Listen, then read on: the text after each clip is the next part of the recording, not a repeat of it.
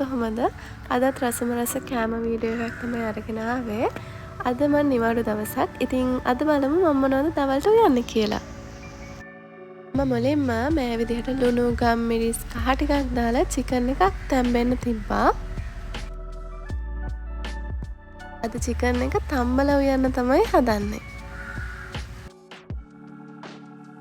ඊළඟට කොස් උයන්න යන්නේ. කොස් පඩියට කපලා ඒකට ලුණු, කහ, ගම් මිරිස්, අමු මිරිස්, එතකොට ලුණු, සුදු ලුණු, රම්පේ කරපිංචා මේ ටික දාලා මේ විදිහට වතුර ටිකකුත් දාලා තැම්බෙන්න ලිපෙන් තිබ්බා.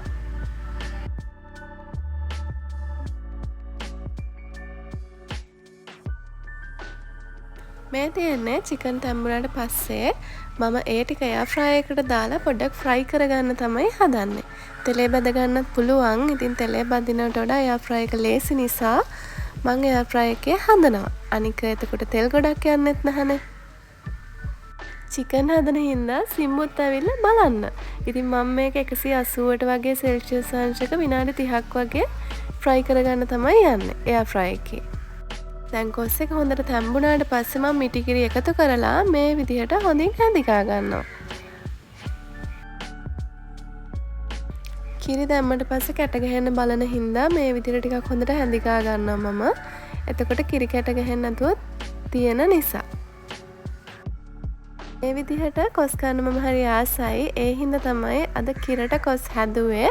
මේක ටෙම්පරාදු කරලා ගත්තාම නම් තවත් රසයි. එකමත් රටක ආයේ අමාපෙම් හසකෙන් යයි පිපින්නම් විඳින්නම් ආදරේ වයන්නම් හදවීනාවේ සුපෙම්බරගී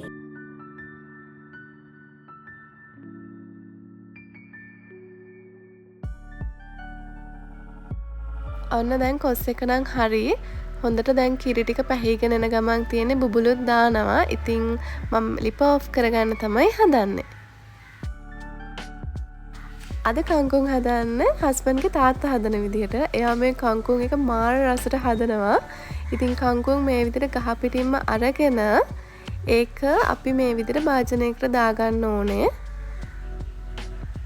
ඊට පස්සේ කංකුන් ටික ඔක්කොම මෙහෙම දාගත්තට පස්සේ අපි මේකට ලුණු, එතකොට සුදු ලුණු, කරපිංචා, රම්පේ, එතකොට කෑලි මිරිස් ටිකක්, ලුණු, එතකොට කහ චුට්ටක්, ඒ වගේම තෙල් චුට්ටකුත් මේක උඩටම තමයි දාගන්නේ. ඊට පස්සේ අපිට තියෙන ලිපේ තියලා කංකුන් එක චුට්ටක් වෙලා ලිපේ තියලා හොඳට හදාගන්න. ටිකක් වෙලාදී කංකුන් එක හොඳට තැම්බිලා ගානට එනවා.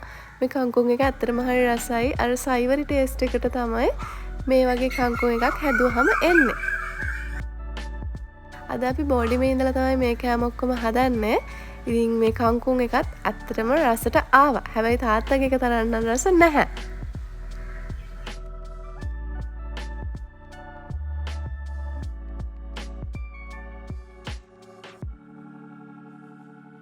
චිකන් එක ෆ්‍රයි වෙන්න විනාඩි 20ක් වගේ ගියේ. මං විනාඩි 30ක් තිබ්බට. ඉතින් දැන් චිකන් එක හරි. දැන් මම චිකන් කරි එක හදන්න තමයි යන්නේ.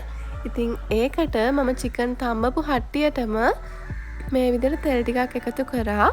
තෙල් ටික හොඳට රත් වෙගෙන එනකොට අපි මේකට රම්පේ, කරපිංච ටික එකතු කරගන්න ඕනේ.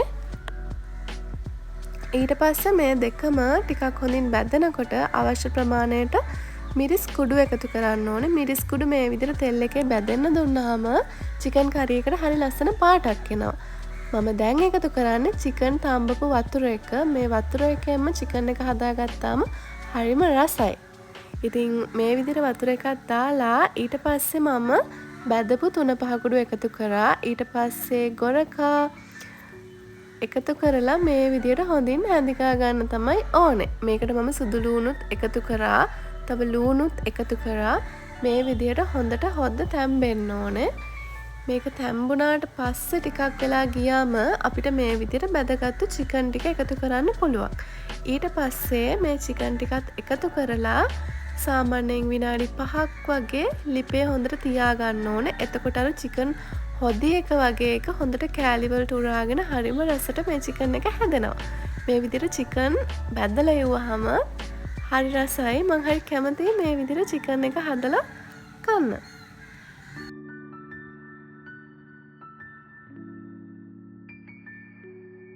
මේ විදිහට තමයි මගේ හදාගත්තු චිකන් එක තියෙන්නේ. මේක අපි චුට්ටක් වහලා තියන්න ඕනි. මේ ටෙම්පරාදු එක මගේ කිරි කොස් එකට. ඔන්න දැන් චිකන් එක නම් ඔක්කොම හරියටම හැදිලා තියෙන්නේ. කංකුන් එකත් මේ විදිහට තමයි තියෙන්නේ.